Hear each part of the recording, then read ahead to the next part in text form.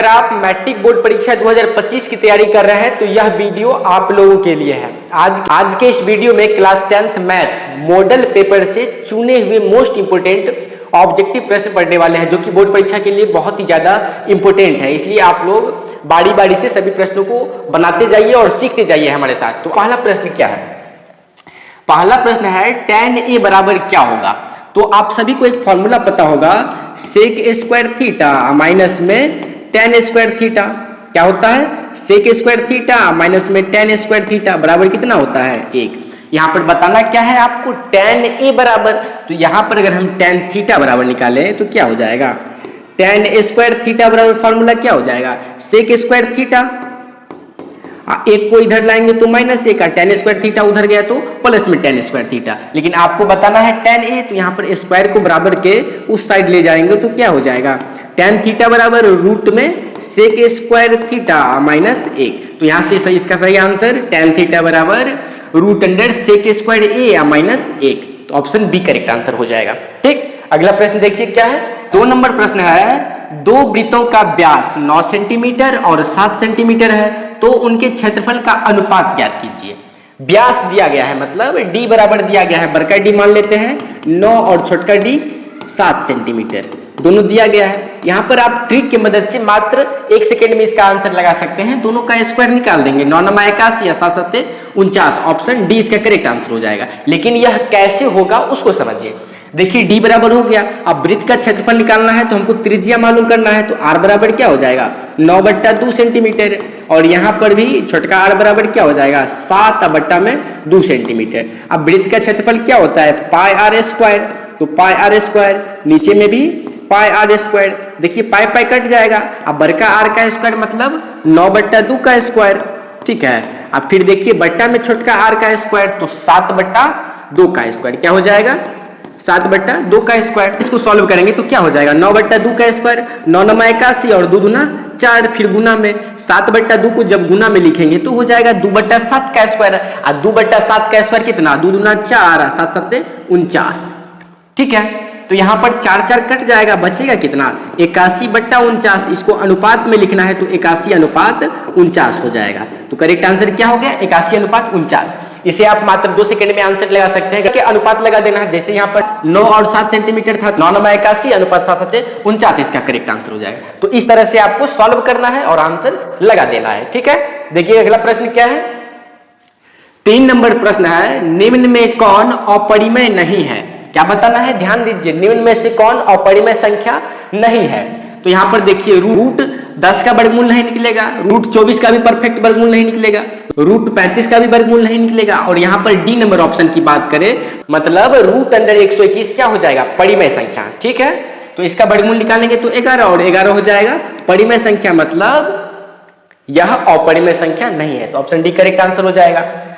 Next number प्रश्न देखिए, 5, 15 और 20 क्या है? 5, 15 और 20 के लॉसो और मॉसो का अनुपात क्या कीजिए, मतलब एलसीएम निकाल के और एचसीएफ निकाल के दोनों का अनुपात बताना है। तो क्या होगा देखिए, तो क्या लिखेंगे? 1 गुने 5 या फिर डायरेक्ट 5 भी लिख सकते हैं, कोई दिक्कत नहीं। यहाँ पर 15 है तो 15 को क्या लिखेंगे? 3 5 15, 3 गुने 5, और 20 है तो 20 को क्या लिखेंगे? 2 दूना 4, 5 20। तो इसमें से एचसीएफ क्या होगा बताइए? जो सब में कॉमन हो, तीनों में हो, वही हो जाएगा एचसीएफ। तो देखिए 5 तीनों में है ना, तो यहाँ पर एचसीएफ कितना हो जाएगा? 5। अब एलसीएम क्या हो जाएगा? जो एचसीएफ में आया उसको लिख दिए, अब बाद बाकी जितने भी नंबर एक्स्ट्रा बच गए सभी को लिख दीजिए। एक का तो कोई मायने नहीं, यहाँ पर 3 लिखेंगे या गुने में 2 गुने 2, तो गुना करने पर कितना आ जाएगा? 5 3 15, दूना 30, दूना 60। अब यहाँ पर देखिए क्या बताना है आपको? लॉसो और मॉसो। तो लॉसो पहले है, मतलब एलसीएम को ऊपर में रखना है, मतलब 60 ऊपर में, अब बटा में मॉसो, तो बटा में क्या हो जाएगा? 5। तो 60 में 5 से भाग देंगे तो 12 पंचे 60, नीचे में 1, इसको अनुपात में लिखेंगे तो 12:1 हो जाएगा। देखिए ऑप्शन कितना है? ऑप्शन डी में 12:1 है, तो यह इसका सही आंसर हो जाएगा। 5 नंबर क्वेश्चन है, किसी त्रिभुज एबीसी में कोण ए कितना है? 90 डिग्री, BC का मान 13 सेंटीमीटर और AB है 12 सेंटीमीटर। तो यहाँ पर AC का मान आपको बताना है। देखिए यहाँ पर सबसे पहले एक त्रिभुज हम बनाएंगे। ठीक है, एक त्रिभुज बना लिए। अब यहाँ पर देखिए A कितना है? A 90 डिग्री है, ए कितना है 90 डिग्री हो गया। और यहाँ पर हम नाम दे दिए ए बी सी, ए को 90 डिग्री बना दिए। बी सी का मान कितना है 13 सेंटीमीटर, कितना है 13 सेंटीमीटर। और यहाँ पर ए बी का मान कितना है 12 सेंटीमीटर। आपको बताना क्या है ए सी का मान। तो ए सी देखिए, जब इस त्रिभुज का एक कोण 90 डिग्री, मतलब यह कौन सा त्रिभुज है समकोण त्रिभुज। अब समकोण त्रिभुज में 90 डिग्री के सामने वाला कोण क्या हो जाता है, यह हो गया कर्ण, यह हो गया आधार और यह हो गया लंब। तो मतलब लंब बराबर क्या हो जाएगा, लंब AC बराबर रूट अंडर कर्ण स्क्वायर मतलब BC का स्क्वायर, फिर माइनस में आधार स्क्वायर मतलब AB का स्क्वायर। ठीक है, सबका मान दे करके AC का मान निकाल देंगे। तो BC स्क्वायर मतलब 13 का स्क्वायर, फिर माइनस में AB स्क्वायर तो 12 का स्क्वायर, 13 का स्क्वायर कितना हो जाएगा 169, फिर माइनस में 12 का स्क्वायर 144। 169 में से 144 घटाएंगे तो कितना हो जाएगा, 9 में से 4 गया 5, 6 में से 4 गया 2, तो 25 का वर्गमूल निकालेंगे तो 5 सेंटीमीटर हो जाएगा। देखिए ऑप्शन कितना है, ऑप्शन सी में 5 सेंटीमीटर है। तो इस तरह से इसको सॉल्व करना है, तो ऑप्शन सी इसका सही आंसर हो जाएगा। अगला प्रश्न 6 नंबर सवाल देखिए क्या है। किसी वृत्त की परिधि 462 सेंटीमीटर है तो इसकी त्रिज्या होगी। तो वृत्त का परिधि का फॉर्मूला क्या होता है, वृत्त का परिधि बराबर 2 पाई आर होता है। तो वृत्त का परिधि 2 पाई आर होता है और वृत्त का परिधि दिया क्या गया है 462। अब सिंपल यहां से सॉल्व करके निकाल दीजिए आर का वैल्यू, मतलब त्रिज्या निकाल देंगे। तो पाई का मान कितना 22/7 गुने में आर बराबर में कितना 462। अगर आर बराबर लिखे इसको तो कितना लिखेंगे 462। इसको जब बराबर के उस साइड ले जाएंगे 22/7 क्या हो जाएगा 7/22 और 2 क्या हो जाएगा गुने में 1/2। अब इसको काट दीजिए, 2 से अगर इसको काटेंगे 2 दूना 4, 2 तिया 6, 2 एका 2। अब 22 से काटेंगे तो नहीं कटेगा, तो 11 से काट के देखिए 11 दूना 22, 11 दूना 22, 1 1 11 का 11, तो 21 सत्ते कितना होता है 1 सत्ते 7 और 7 दूना 14, 147/2। अब इसको जब 2 से भाग लगाएंगे तो कितना हो जाएगा 2 सत्ते 14, 2 तिया 6.5, तो 73.5 सेंटीमीटर हो जाएगा। देखिए ऑप्शन कितना है, ऑप्शन ए में 73.5 सेंटीमीटर है। तो त्रिज्या क्या हो जाएगा आर बराबर 73.5। देखिए हम सभी प्रश्नों को पूरा सॉल्व करके समझा रहे हैं ताकि आपको किसी भी प्रश्न में थोड़ा सा भी दिक्कतें नहीं आए। तो इसलिए आप सभी थोड़ा टाइम देकर सभी प्रश्न को जरूर सीख लीजिएगा। यहाँ पर हम डायरेक्ट आंसर भी बता सकते हैं, लेकिन आप लोगों को समझाने के लिए हमने सभी स्टेप बाय स्टेप हर एक चीज को समझाते हैं ताकि आप सभी प्रश्नों को अच्छे से समझ सके। तो इसलिए आप लोग थोड़ा समय देकर सभी प्रश्नों को जरूर सीख लीजिए। ठीक, देखिए अगला प्रश्न क्या है। 7 नंबर सवाल है x² + 3x + 2 के शून्यक है, मतलब इसका शून्यक बताना। तो यहाँ पर 3x को 2 भाग में बांटेंगे तो क्या लिखेंगे 2x + x प्लस में 2 है बराबर 0। देखिए अब इस दोनों में कॉमन लेंगे तो x कॉमन हो जाएगा, बचेगा x प्लस में 2। अगर इस दोनों में कुछ कॉमन नहीं मतलब एक कॉमन ले लीजिए, बचेगा क्या x + 2 और बराबर 0। तो यहाँ से हो जाएगा x + 1 और x + 2 इधर कॉमन ले लेंगे तो x + 2 बचेगा x + 1 बराबर 0। तो x बराबर मान क्या निकलेगा x बराबर -2 x बराबर -1। तो x का वैल्यू मतलब मूल्य क्या हो जाएगा -2 और -1। देखिए ऑप्शन ए में है तो यही हो जाएगा इसका करेक्ट आंसर।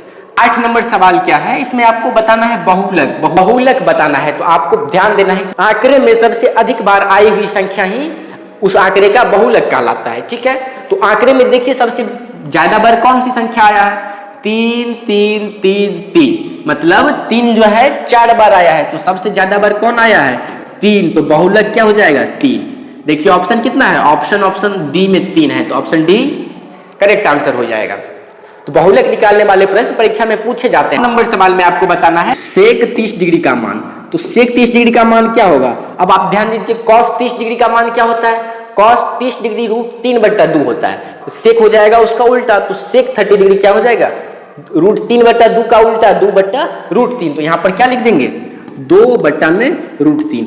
मान सारणी में आप 3 चीज का वैल्यू याद करिए, साइन कॉस और टेन का, और 3 ऑटोमेटिक याद हो जाएगा उसका उल्टा। तो यही ट्रिक हम यहाँ पर लगाए। तो सेक 30 डिग्री का वैल्यू कितना हो जाएगा 2/√3। तो ऑप्शन बी इसका करेक्ट आंसर हो जाएगा। देखिए 10 नंबर सवाल क्या है, निम्नलिखित में कौन अपरिमेय संख्या नहीं है। देखिए ध्यान दीजिए, बहुत ही गुमराह करके क्वेश्चन पूछा गया है, कौन अपरिमेय संख्या नहीं है, अर्थात आपको बताना है कि इस ऑप्शन में कौन परिमेय संख्या है। तो यहाँ पर देखिए आपको ऑप्शन देखकर ही पता चल रहा होगा, √2 √5 अपरिमेय है, √3/7 भी अपरिमेय है, √7 भी अपरिमेय है। देखिए ऑप्शन ये तीनों हो गया अपरिमेय, तो ऑप्शन डी जो बचा वही हो जाएगा परिमेय, कैलकुलेशन करने का जरूरत ही नहीं है। अगर बात करें इसको सॉल्व करने का, तो √75 को बाहर निकालेंगे तो क्या लिख सकते हैं, 5√3 लिख सकते हैं, ठीक है। और √48 को क्या लिख सकते हैं, 4 चौका 16, 3/48 मतलब 4√3। तो देखिए √3 कट जाएगा, 5/4, तो 5/4 क्या हो जाएगा, परिमेय संख्या। तो यहाँ पर डायरेक्ट आप ऑप्शन के अकॉर्डिंग भी आंसर लगा सकते हैं और इस तरह से सॉल्व करके भी लगा सकते हैं। तो ऑब्जेक्टिव में आपको ज्यादातर शॉर्टकट मेथड का प्रयोग करना है ताकि आप कम समय में सवाल को सॉल्व कर सके। उम्मीद करता हूं यह वीडियो आपको बहुत ही अच्छा लगा होगा। इसी तरह के और भी इंपोर्टेंट क्वेश्चन पढ़ने के लिए हमारे इस चैनल को सब्सक्राइब जरूर करिए। अगर आप भी चाहते हैं कि इसी तरह के और भी प्रश्न पढ़ने के लिए, तो आप कमेंट बॉक्स में जरूर बताएं। मिलते हैं फिर नेक्स्ट वीडियो में और भी इंपोर्टेंट क्वेश्चन के साथ।